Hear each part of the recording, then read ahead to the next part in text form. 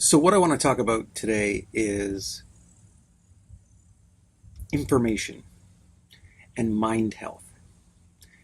And when I put the title in, our toxic culture is poisoning us.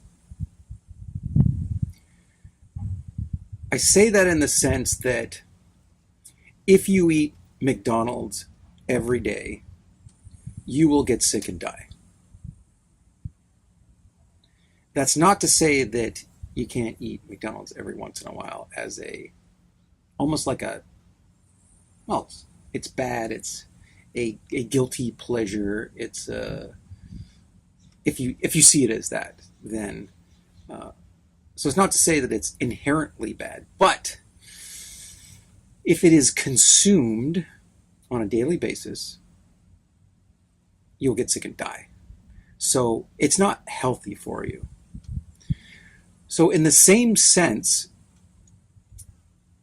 the information, the media, the entertainment, the things that you consume with your mind, if you consume junk food for your mind, you will get mental illness and your life will be miserable and you will want to die.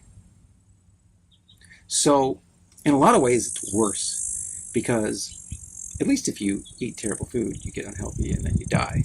Whereas with mental illness, you pretty much have to live through it, and it's worse.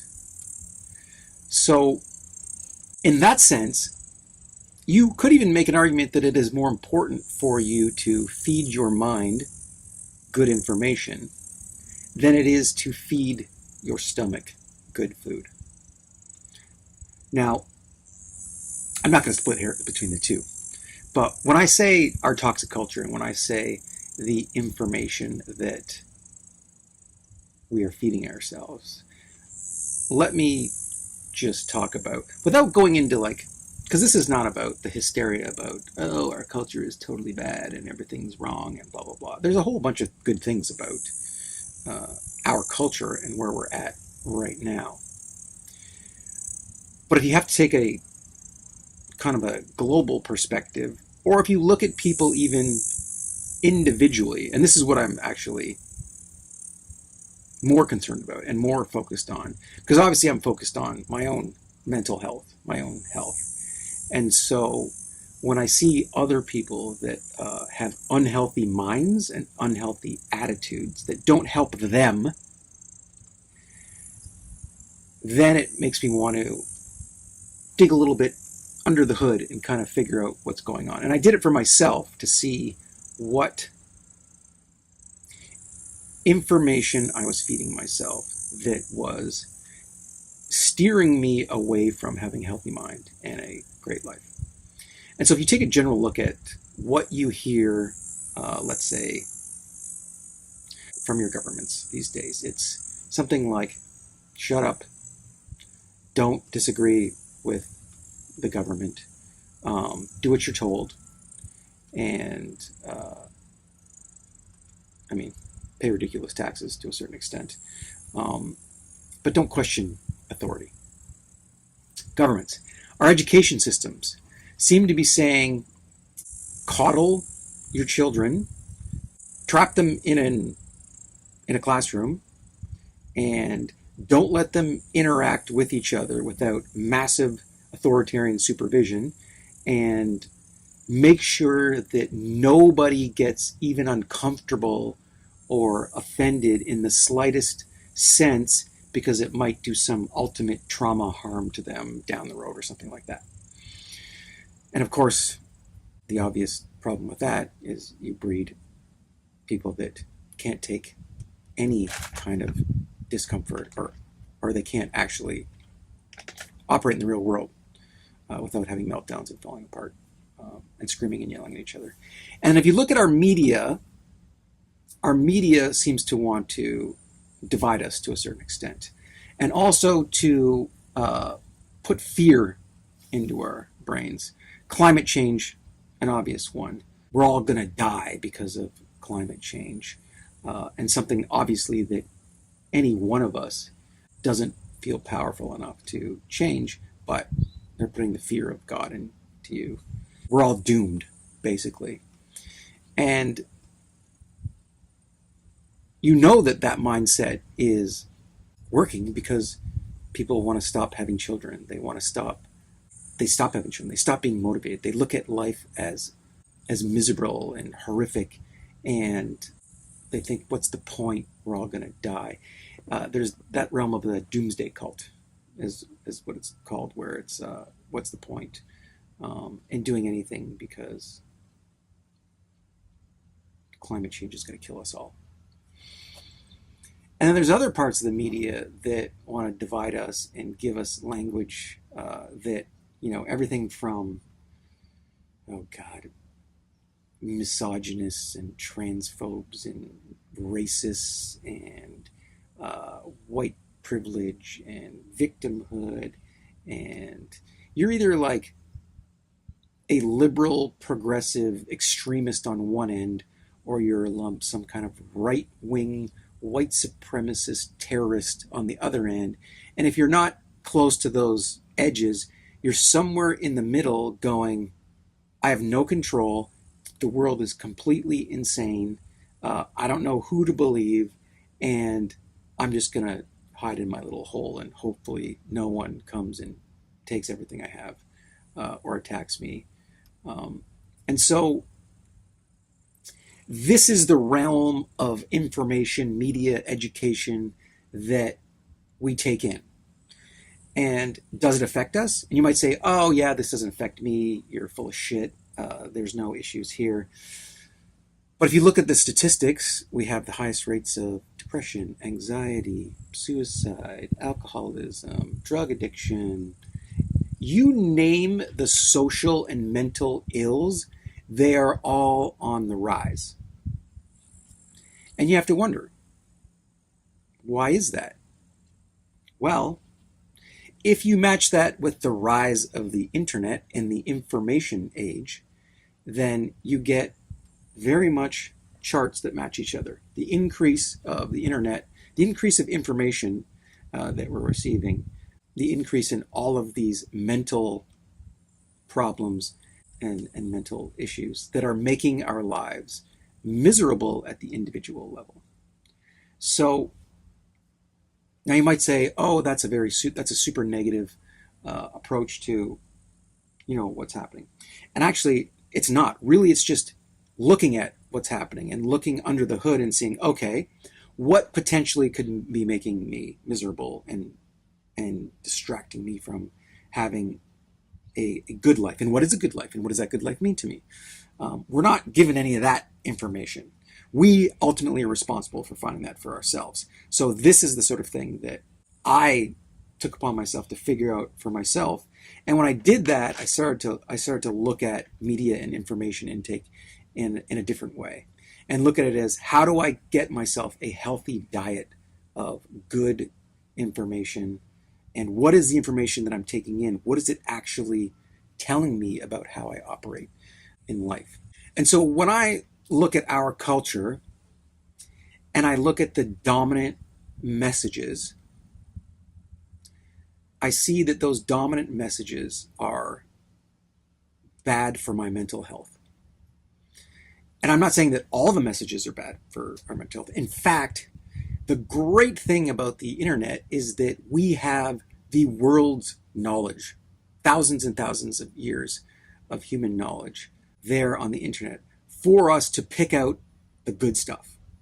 And we are children of the internet. We are children of the information age, which is what we're coming to. But we are infants in being able to discern what is good information for us to be healthy individuals and what is bad information for us that sort of ruins our mental health.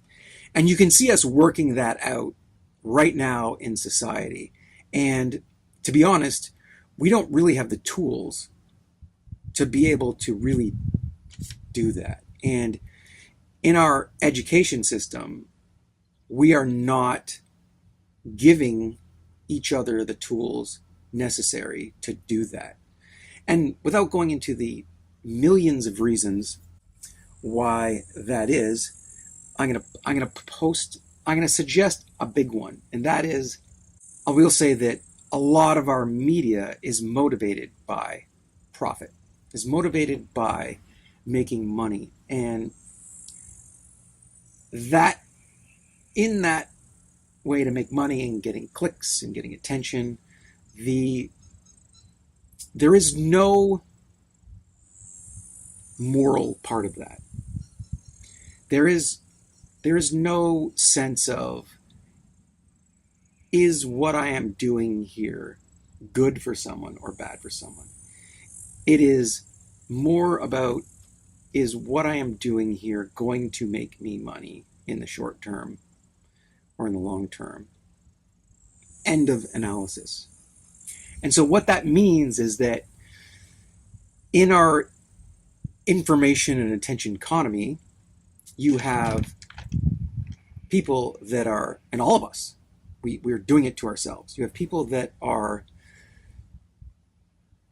out there to get attention and to make profits without caring about the consequences of what the information that they put out there or the entertainment they put out there, what that does to the person that consumes it. And I'm not saying that ill intent, like they're all about, oh, I'm going to put this information out and I hope it hurts someone. No, it's not like that. It's that they're not thinking about it at all. And so we have to be responsible and have our monitors up to ask ourselves, okay, is this information good for me? Or is this media good for me? Is this entertainment good for me? Or are these messages from the government good for me? Or is the educational system good for me in making myself a better person? And that's a big responsibility. But in this age of information and free information and overwhelming amounts of information, you have to do that in order to create a life that is good for you. And, you got to surround yourself with people who are doing the same thing, because it's a bit of a battle. There's a lot of forces that are not necessarily against, but just don't care about whether or not you're healthy, whether you have a good life. And so it's up to you to be able to discern what's good for you and what's not good for you. How do you do that? How do you select what's good for you and what's bad for you? And what's the difference? So because we're all unique, which is a great thing, what's good for you as far as information might not be good for someone else. But even in saying that, there are good sources of information, and there is information out there that is good for everyone. It's just a matter of whether they will accept that. And so when I say good for information, I mean really take a hard look at yourself and what you want out of life and what your vision is for your life. And then also what your core values are and what are the things that you want in your life. And that is the first sort of filter that you want to put on the information, the media, the entertainment that you bring, that you allow into your mind. And it's so that it's information that, first of all, that you appreciate, that you want, that you like, that gives you energy, that motivates you, that is healthy for your mind, and that allows you to become a better person and to enjoy your life more. And I say that in the sense is that good information in the basic understanding is information that is good for you, that doesn't harm you, and that also doesn't harm others. Let's look at some of the modern movies that we have. And if you look back, if you look back in time, a lot of stories, a lot of books, they had morals. There was like, what is the moral to the story? What is the message to the story? And a lot of what we did, even in elementary school and in high school, was to figure out, okay, what's the moral of these stories? In English classes, you're studying what the message is. What's the underlying message of a story of whoever it is? Maybe it's Shakespearean stuff. Maybe it's great novels. The ones that come up to me are like To Kill a Mockingbird, or there's a book called The Outsiders, or what are some of the great novels? Or Hamlet was the Shakespearean play, or Othello, or Romeo and Juliet. Trying to understand the message underneath the entertainment or the art that this person was creating. And so we have to do that for our media. And so if you look at some of the most popular films today, and you look at trying to discern a moral, I mean, it's pretty much like violence is the answer. Go kill as many people as possible. There's a bad guy, there's a good guy. The bad guy goes and takes revenge. Or sorry, the good guy goes and takes revenge, which is actually not a good thing, and kills the bad guy, and kills a whole bunch of bad guys. And really it's just about fighting, essentially, using violence to solve problems. And so if you kind of look at what the moral of the story is underneath that, it's pretty hard to discern anything except violence is the answer. And so regardless of whether you're saying, oh, but this is just entertainment and you're being too selective of the movies that are out there, I would say no. I would say that's pretty much the stuff that people are making. And why are they making that? Because they want to make money. And so they want to appeal to a lowest common denominator. They want to appeal to a lowbrow mentality. And they're not really concerned with the long term. It's about getting attention, getting popularity, and making a movie, finding some way to make money on a movie. And whether you want to call that ethical or unethical, it's amoral. So there's not a moral intention to it, and there may not be an immoral intention to it either. There's no moral intention. And so that's why it's up to you to discern and figure out, okay, do I want something that where they're not thinking about the effects on my mind? Do I want to inhale this? Do I want to consume this information without analyzing it myself? Or do I want to look at media or information that I'm getting and ask myself, okay, is this good for me? Is this healthy? What is it saying? What are the underlying messages that are being implanted in my brain without my knowledge? This is next level shit. This is like what's going to happen in 10, 20 years, maybe sooner, when we become more mature consumers of information and we realize that without being discerning about the information we're getting, it's going to be destructive to ourselves, first of all. I mean, it'll be destructive to society for sure, but to a certain extent, you can't fix society. So you want to make sure you're not being destructive to yourself. And the only way to do that is to really understand the information that you're taking in and look for information that's good for you. And so what I do in that sense, when I'm taking in information is, and the simple way I do it is I look at it as, is this harmful to me or others? Is this mentality that's behind this? And I look at it, is this harmful to myself? Or is it creating a bias in me that is harmful to others? That's the first thing.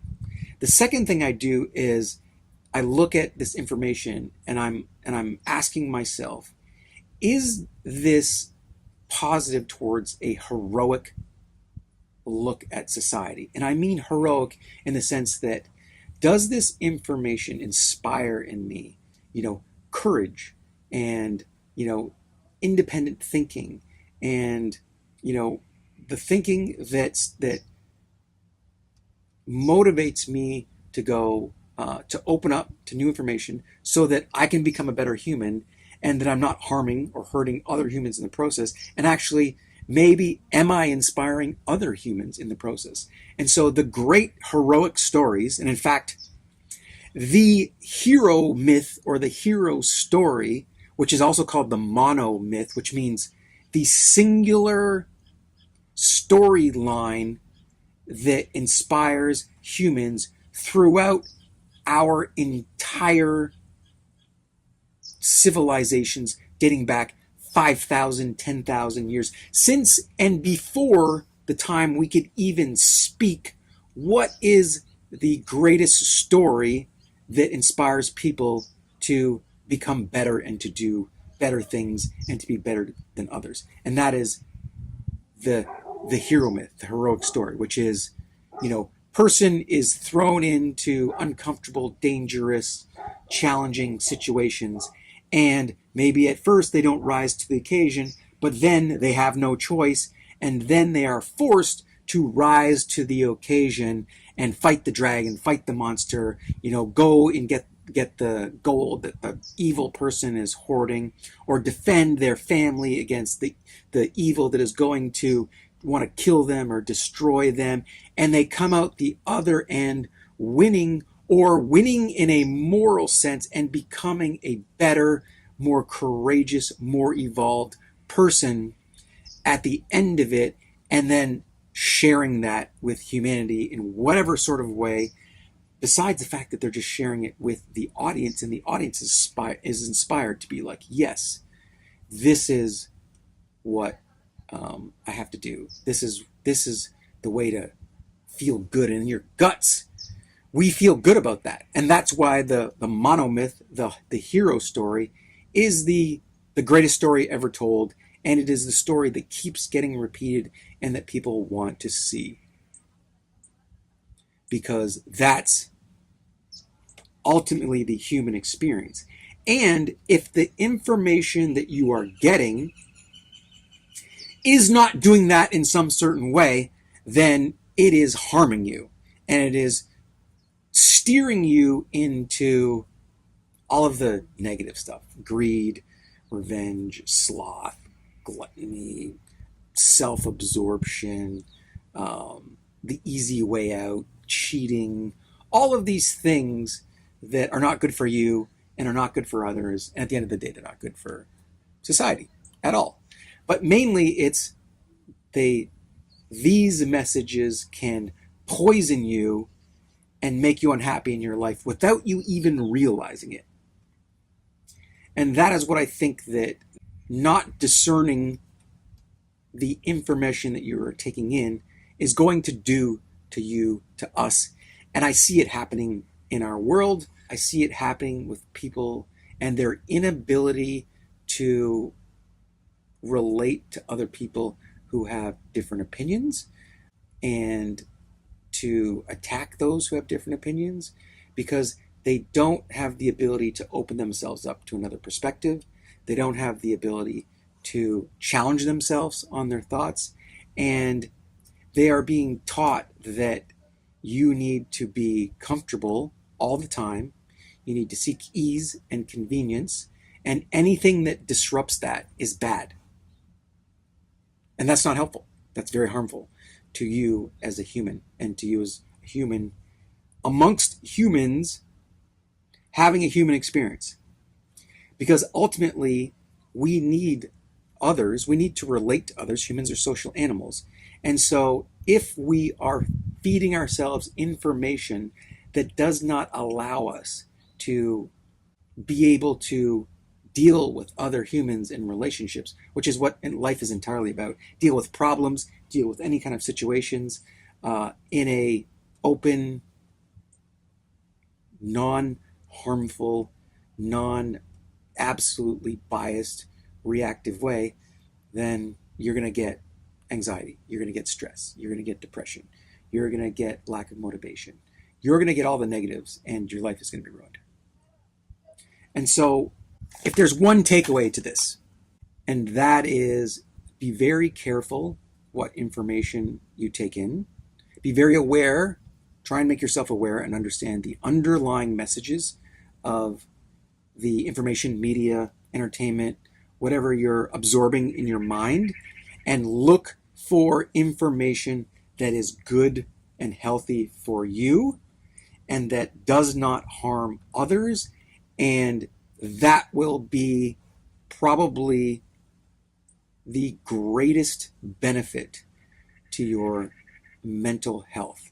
Seek challenge in your information, be open to new information, and look at the heroic aspect of any information that you're taking in, which is, does this offer me the ability to be courageous, to challenge myself, and to be a better human and to grow?